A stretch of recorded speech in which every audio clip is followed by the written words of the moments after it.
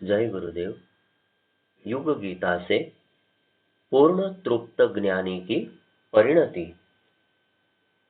ज्ञान में कर्मों का संन्यास जिस योग का अभिष्ट ध्येय हो, उस चौथे अध्याय की पराकाष्ठा पर हम पहुंचते हैं, जब भगवान हमें बताते हैं कि इस संसार में ज्ञान से ज्यादा पवित्र कुछ भी नहीं। अंतिम 5 श्लोक वह राजमार्ग प्रशस्त करते हैं जो किसी भी साधक की जीवन यात्रा बन सकता है। ज्ञान की परिपूर्णता पर पहुंचा हुआ साधक अंततः क्या प्राप्त करता है, क्या उसकी परिणति होती है, यह हम इन 3 श्लोकों में पाते हैं। न हि ज्ञानेन सदृशम् पवित्रमिह विद्यते तत्स्वयं योगसंसिद्ध्यः कालेनात्मनि विन्दति। 38वां श्लोक।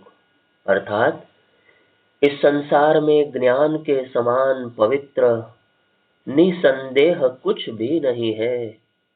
योग के द्वारा संसिद्धि को प्राप्त यानी कि शुद्ध अंतःकरण वाला मनुष्य उस ज्ञान को अपने आप ही यथा समय अपनी आत्मा में पा लेता है।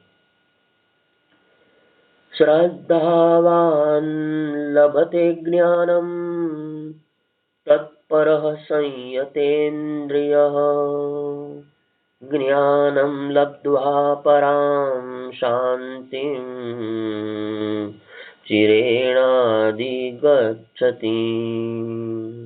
अर्थात जो श्रद्धावान है, तत्पर साधन परायण है तथा जितेंद्रिय यानी परिपूर्ण संयमशील है, वह मनुष्य ही ज्ञान को प्राप्त होता है तथा ज्ञान प्राप्ति के बाद वह अविलंब ही तत्काल भगवत प्राप्ति रूपी परम शांति को प्राप्त हो जाता है।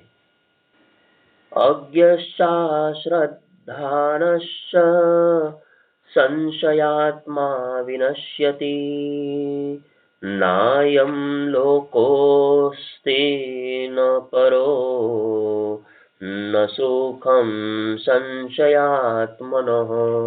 श्लोक 40वां।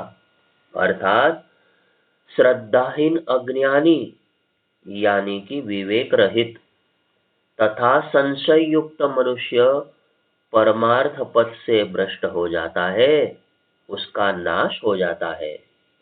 ऐसे संशयशील व्यक्ति के लिए न तो यह लोक है न परलोक ही, और उसे कहीं भी किसी भी काल में सुख की प्राप्ति नहीं होती।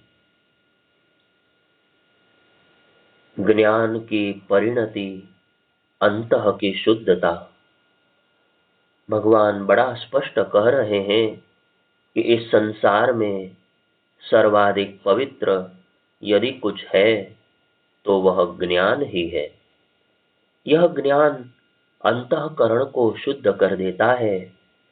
गुरु के उपदेश से जो ज्ञान मिलता है, उससे मनुष्य स्वतः शुद्ध होता चला जाता है।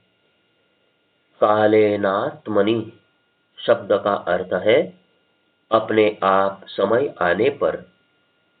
हमें निरंतर स्वयं को गुरु चेतना से ओतप्रोत रखना चाहिए, क्योंकि यही ज्ञान पवित्रतम है, सर्वश्रेष्ठ निधि है, पापनाशक है एवं हमें बड़े सौभाग्य से मिली है। गुरु पर परिपूर्ण श्रद्धा रख जो उनके बताए ज्ञान के पथ पर चलता रहता है, उसे आत्म तत्व की प्राप्ति होती है। वह विनाश की राह पर कभी नहीं जाता। गुरु शिष्यों का इतिहास हम देख ले तो यही पाते हैं कि वे निरंतर अपने शिष्यों के आत्म कल्याण हेतु उन्हें ब्रह्म ज्ञान का उपदेश देते रहे, उन्हें पवित्रतम ज्ञान का संदेश अपने आचरण से देते रहे। भगवान यहाँ यही कह रहे हैं कि यह ज्ञान ज्यों ज्यों कर्मयोग में सिद्ध पुरुष अपने अंदर प्रविष्ट करने लगता है, उसे स्वयं यह अनुभूति होने लगती है, आत्मनि विन्दति। ब्रह्म ज्ञान एक अति दुर्लभ वस्तु है। ठाकुर श्री रामकृष्ण देव ने एक स्थान पर कहा है, नित्य वस्तु में पहुंचने का नाम ब्रह्म ज्ञान है। यह बहुत कठिन है। एकदम विषय बुद्धि न छूटने से वैसी अवस्था नहीं बन पाती। इसके लिए तपस्या चाहिए। शास्त्र के श्लोक कंठस्थ करने से कुछ नहीं होगा। सिद्धि सिद्धि कहने मात्र से नशा नहीं होगा। सिद्धि तो खानी चाहिए, उसकी अनुभूति कण कण में होनी चाहिए। परम पूज्य गुरुदेव कहते हैं, ज्ञान को सत शक्ति कहा गया है, मनुष्य की सच्ची संपत्ति कहा गया है। संसार में हर वस्तु काल पाकर नष्ट हो जाती है। धन नष्ट हो जाता है, तन जर्जर हो जाता है, साथी और सहयोगी छूट जाते हैं। केवल ज्ञान ही एक ऐसा अक्षय तत्व है जो कहीं भी किसी भी अवस्था में और किसी काल में मनुष्य का साथ नहीं छोड़ता। वस्तुतः मुक्ति का साधन है ज्ञान। इसे पा लिया तो इसी जीवन में मुक्ति मिल गई, ऐसा समझना चाहिए। एक बार ज्ञान का रसास्वादन करने पर मनुष्य इसी प्रकार तृप्त हो जाता है जिस प्रकार कोई प्यासा सुंदर स्वच्छ जलाशय को पाकर प्रसन्न हो जाता है।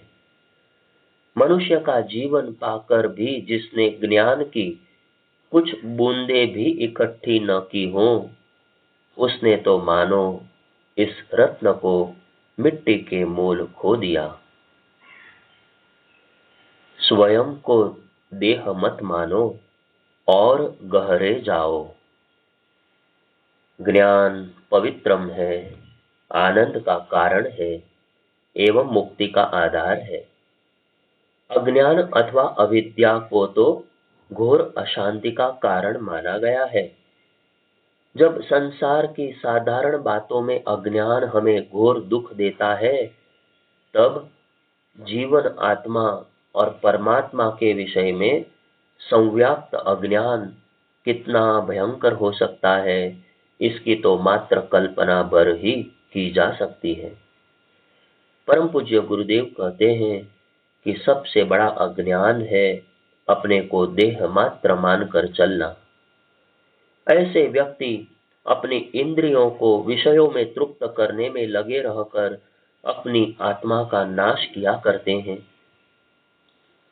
आत्मज्ञान जब मनुष्य अपने अंदर पाने लगता है तो सबसे पहली उपलब्धि होती है अंतःकरण की शुद्धि। यह कार्य स्वतः होने लगता है। पवित्रता का स्पर्श मात्र ही व्यक्ति को अंदर से शुद्ध बनाने लगता है और फिर वह उस आत्मज्ञान की अनुभूति अपने अंदर ही करने भी लगता है। योग द्वारा यह संसिद्धि उसे स्वतः ही प्राप्त होने लगती है। सकाम कर्मों की वासनाएं भस्म होने लगती हैं। शुद्ध आत्मज्ञान के प्रकाश में सब कुछ स्पष्ट दिखाई देने लगता है एवं फिर वही श्री कृष्ण जो अभी 34वें श्लोक में ज्ञान को पाने का उपाय तत्वदर्शी ज्ञानी के पास जाकर उनकी सेवा दीक्षा लेने के माध्यम से बता रहे थे, कहने लगते हैं कि वास्तविक ज्ञान तो हे अर्जुन हमें अपने अंदर से ही मिलता है, अर्थात यह ज्ञान उस साधक में, दिव्य कर्मी में संवर्धित होता रहता है और ज्यों ज्यों वह निष्काम भाव में, समता में और भगवत भक्ति में बढ़ता जाता है, त्यों त्यों ज्ञान की गहराई में भी प्रविष्ट होता चला जाता है। परंतु यह ज्ञान मिले कैसे और उसकी अनुभूति हृदय की अंतरतम गहराइयों से कैसे हो, इसके लिए श्री कृष्ण अगला सूत्र देते हैं। वे कहते हैं कि यह ज्ञान श्रद्धावान को ही प्राप्त होता है, बुद्धिमान को नहीं। जो ज्ञान मनुष्य अपनी बुद्धि से बटोरता है, वह तो इंद्रियों व तर्क शक्तियों द्वारा परिश्रम करके बाहर से इकट्ठा किया जाता है। यह तो शिक्षा है, जानकारियां हैं। जो ज्ञान आत्मा में पाया जाता है, वह विद्या है एवं यह विद्या, अमरत्व का ज्ञान श्रद्धा से ही प्राप्त होता है। यह कहा जाए कि जैसे ही ज्ञान की प्राप्ति होती है, वह तुच्छ अहंकार को बाहर निकाल फेंकता है, मटियामेट कर देता है, व्यक्ति को श्रद्धा भाव से भर देता है, कोई अत्युक्ति नहीं होगी। कोई अकारण नहीं कि यह चर्चा श्री कृष्ण ज्ञान में कर्मों का न्यास, अर्पण नामक योग की अंतिम कुछ शिक्षाओं में सार रूप में कर रहे हैं। इससे कम में आत्मा की अपरोक्ष अनुभूति हम अपने भीतर नहीं कर पाएंगे। श्रद्धावान को मिलता है ज्ञान। 39वें श्लोक द्वारा भगवान श्री कृष्ण ज्ञान प्राप्ति की कुछ अनिवार्य शर्तें सामने रखते हैं। वे कहते हैं, ज्ञान की प्राप्ति उसी साधक को होती है जो श्रद्धावान है, तत्पर है, साधन परायण है तथा संयतेंद्रिय है। परम तत्व की खोज की और प्रेरित करती है श्रद्धा। बौद्धिक ज्ञान को निजी अनुभव में परिणित करने तथा आत्मज्ञान द्वारा उसी की पुष्टि की प्रक्रिया श्रद्धा का जागरण करती है। विनोबा कहते हैं, अनुभव तर्कातीत है। श्रद्धा अनुभव के आधार पर रहने वाली, पर उससे भी परे की वस्तु है। आखिर श्रद्धा की परिभाषा क्या है? पंडित रामचंद्र शुक्ल कहते हैं, किसी मनुष्य में जनसाधारण से विशेष गुण तथा शक्ति का विकास देख उसके संबंध में जो एक स्थायी आनंद पद्धति हृदय में स्थापित हो जाती है, उसे श्रद्धा कहते हैं। श्रद्धा महत्व की आनंद पूर्ण स्वीकृति के साथ साथ पूज्य बुद्धि का संचार भी है। महात्मा गांधी कहते हैं, श्रद्धा और बुद्धि के क्षेत्र भिन्न भिन्न है। श्रद्धा से अंतः ज्ञान, आत्मज्ञान की वृद्धि होती है, इसीलिए अंतः शुद्धि तो होती ही है। बुद्धि से सृष्टि के ज्ञान, बाह्य के ज्ञान की वृद्धि होती है, परंतु उसका अंतः शुद्धि के साथ कार्य कारण जैसा संबंध भी नहीं रहता। अत्यंत बुद्धिमान लोग भी अत्यंत चरित्र भ्रष्ट पाए जाते हैं, मगर श्रद्धा के साथ चरित्र शून्यता का होना असंभव है। श्रद्धा के विषय में परम पूज्य गुरुदेव कहते हैं, अध्यात्म क्षेत्र में श्रद्धा की शक्ति ही सर्वोपरि है। साधना से सिद्धि का मूलभूत आधार श्रद्धा है। मनुष्य का व्यक्तित्व जिसमें संस्कारों का गहरा पुट रहता है, वस्तुतः श्रद्धा की परिपक्वता के अतिरिक्त और कुछ नहीं है। आगे वे कहते हैं, साधना का विषय काल कलेवर इसलिए खड़ा किया गया है कि उन लौह श्रृंखलाओं में जकड़कर श्रद्धा विश्वास रूपी महादैत्य को उपयोगी प्रयोजन उत्पन्न कर सकने के लिए प्रशिक्षित किया जा सके। श्रद्धा से व्यक्तित्व का निर्धारण होता है। आत्मा का सबसे विश्वस्त और घनिष्ठ सचिव श्रद्धा ही है। कितनी सुंदर व्याख्या श्रद्धा की हुई है और हमें बड़ा स्पष्ट मार्गदर्शन भी देती है कि श्रद्धावान कैसे बने, कैसे श्रद्धा से ज्ञान की प्राप्ति करें। सुत्त निपात कहता है, श्रद्धा बीजम तपो बुद्धि ही, अर्थात श्रद्धा बीज है, तपश्चर्या है, तथा श्रद्धाय तरति ओधम, अर्थात मनुष्य श्रद्धा से संसार प्रवाह को पार कर जाता है। ऐतरेय ब्राह्मण कहता है, श्रद्धा पत्नी है और सत्य यजमान। श्रद्धा और सत्य का यह अत्यंत उत्तम जोड़ा है। श्रद्धा और सत्य के जोड़े से मनुष्य स्वर्ग को जीत लेता है। ऋग्वेद कहता है, श्रद्धा हृदय मया कृत्या श्रद्धया विंदते वसु, अर्थात सब लोग हृदय के दृढ़ संकल्प से श्रद्धा की उपासना करते हैं, क्योंकि श्रद्धा से ही ऐश्वर्य की प्राप्ति होती है। गीताकार ने भी इसी श्रद्धा शब्द की व्याख्या 17वें अध्याय में सत्वानुरूपा सर्वस्य श्रद्धा भवति भारत कहकर की है। श्रद्धा ही नहीं, तत्परता व संयम भी। इस तरह श्रद्धा का महत्व समझ लेने पर जाना जा सकता है कि श्रद्धावान को ही सच्चा आत्मज्ञान क्यों मिलता है। श्रद्धा के साथ श्री कृष्ण दो बातें और बताते हैं, तत्पर होना तथा जितेंद्रिय संयमी होना। परम तत्व की खोज के लिए तत्परता, साधन परायणता जरूरी है। एक निष्ठ भाव से साधनाशील होना अनिवार्य है।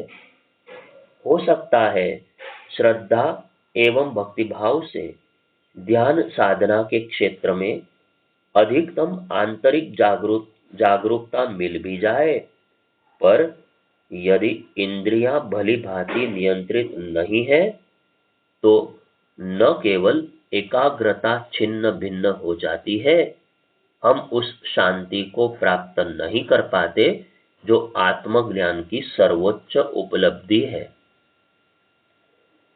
देखा जाए तो इंद्रियों का स्वभाव ही बहिर्मुखी होना है।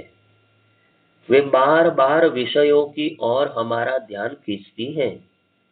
इसीलिए जब तक हम इंद्रियों पर नियंत्रण प्राप्त नहीं करते, तब तक लक्ष्य के प्रति श्रद्धा, असीम भक्ति भी हमें वांछित शांति प्रदान नहीं कर सकती। ज्ञान को प्राप्त होने का साधन है श्रद्धा। गुरु के प्रति, शास्त्र वचनों के प्रति अटूट निष्ठा, आदर्शों से असीम प्यार एवं साधना में गति होने, इंद्रिय संयम, अर्थ संयम, समय संयम एवं विचार संयम साध लेने पर सर्वोच्च स्तर की उपलब्धि हमें मिलती है। वह है शांति, पराम शांतिम। सारी विकलताओं से मुक्ति, तनाव से मुक्ति, दुखों से छुटकारा हमें मिल जाता है। संक्षोभ विक्षोभ ही हमें विकल रोगी बनाते हैं। यदि संत्रास मन से समाप्त हो जाए तो हम सभी आदि व्याधियों से मुक्ति पा सकते हैं। आज सारा संसार इसी की तलाश में तो है। यह शांति कहाँ किसी को सहज ही सुलभ है। सारा जगत अशांतिमय है। चैन की नींद कहाँ किसी को आती है। सारा जीवन परिग्रह में बीत गया, तृष्णा ललक को पूरा करने में बीत गया। उसी कारण असंयमी बने तथा जीवनी शक्ति के स्रोतों को खोखला कर दिया। मन सदैव शंकाग्रस्त बना रहा। बुद्धि की प्रगति के क्षेत्र में तो चरम शिखर को छू लिया, पर श्रद्धा में गति हो नहीं पाई। एवं यही कारण है कि सर्वत्र आज अशांति है, तनाव है, आतंक का साम्राज्य है। कोई समाधान है तो वह गीताकार ही बताते हैं। श्रद्धावान बने, साधनाशील बने तथा अपने ऊपर अपना नियंत्रण स्थापित करें। इससे हम आदर्शों के, सद्वृत्तियों के समुच्चय परमपिता परमात्मा के ज्ञान से ओतप्रोत हो सकेंगे एवं यही ज्ञान मिलने पर अविलंब हमें भगवत प्राप्ति होगी, जो परम शांति की ओर हमें ले जाएगी। अश्रद्धावान का तो सुनिश्चित है सर्वनाश, किंतु शास्त्र ज्ञान रहित अज्ञानी गुरु और वेदांत रूपी तत्व दर्शन के वाक्यों में अश्रद्धा रखने वाला तथा संदेहशील व्यक्ति नष्ट हो जाता है, कभी ब्रह्म ज्ञान को प्राप्त नहीं होता। यह बात 40वें श्लोक में एक उद्घोषणा के रूप में श्री कृष्ण करते हैं। आत्मज्ञानहीन जीवन श्री कृष्ण की दृष्टि में मृत्यु तुल्य और निरानंदमय है। वह यह भी कहते हैं कि ऐसे अविश्वासी के लिए न तो इस लोक में सुख है और न परलोक में ही सुख है। इस सीमा तक कह जाते हैं कि उसके लिए न तो यह संसार है न अगला ही, और उसे सुख की प्राप्ति की तो आशा ही नहीं करना चाहिए। कितनी आश्चर्य की बात है कि पशुओं को किसी प्रकार का संशय नहीं होता, पर बुद्धि संपन्न मनुष्य सदैव अधिकांश समय संशयी होता रहता है। संशय वहीं उठते हैं जहां अभी स्पष्ट और सुनिश्चित ज्ञान का उदय न हुआ हो। इन संशयों से आखिर बाहर कौन निकाले? गुरुजन, शास्त्र, जागृत महापुरुषों के प्रवचन, स्वाध्याय, ये सभी साधन हैं जो किसी भी साधक के हृदय की श्रद्धा को बढ़ा सकते हैं। बुद्धि द्वारा ग्रहण ज्ञान हृदय द्वारा आत्मसात किया जाए, और यह तभी संभव है जब साधक ध्यान में शांत भाव से मनन करने में रुचि रखें। अध्ययन मनन द्वारा एकत्र ज्ञान व्यवहार में लाने पर उसके प्रति निरंतर श्रद्धा बढ़ती रहने पर सारे संशयों से निवृत्ति मिल जाती है।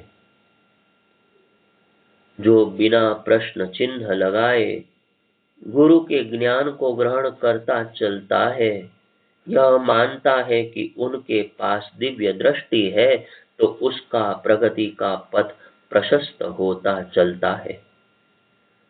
परम पूज्य गुरुदेव अपने जीवन काल का मंच का अंतिम उद्बोधन देने 1986 के वसंत पर्व पर आए थे, और तब उनने कहा था कि तुम्हारे पास दूरबीन हो तो मैं तुम्हें दिखा देना चाहता हूं कि सूक्ष्म जगत में परिवर्तन हो चुका है। युग निर्माण का कार्य आरंभ हो चुका है।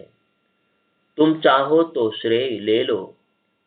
बस 15-20 वर्ष निरंतर कार्य करते रहने भर की आवश्यकता है, फिर बदला जमाना तुम्हें दिखाई देने लगेगा।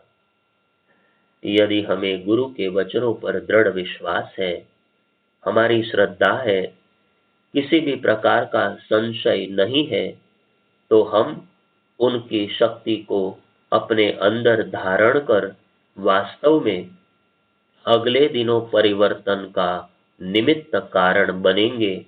हम भी यह देखेंगे, जमाना भी देखेगा, पर यदि हमें ही विश्वास न हो, हम ग्रहणशील न बन पाए हो, तो हमारा विनाश आत्मिक दृष्टि से अवगति अधोगति सुनिश्चित है। गोस्वामी तुलसीदास जी कहते हैं, गुरु के वचन प्रतीति न जेहि, सपने हु सुख सीधी सुलभ न तेहि। अर्थात जिसे गुरु के वचनों पर विश्वास ही नहीं है, उसे प्रत्यक्ष तो क्या, स्वप्न जगत में भी सुख नहीं मिलता।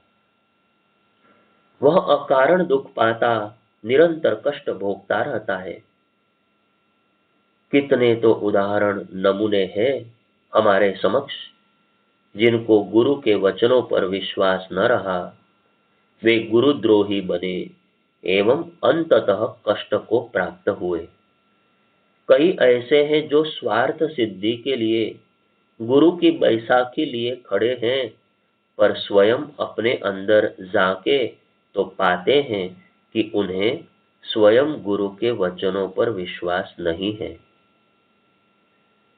सिख धर्म पूरा गुरु के वचनों पर गहन विश्वास पर टिका है।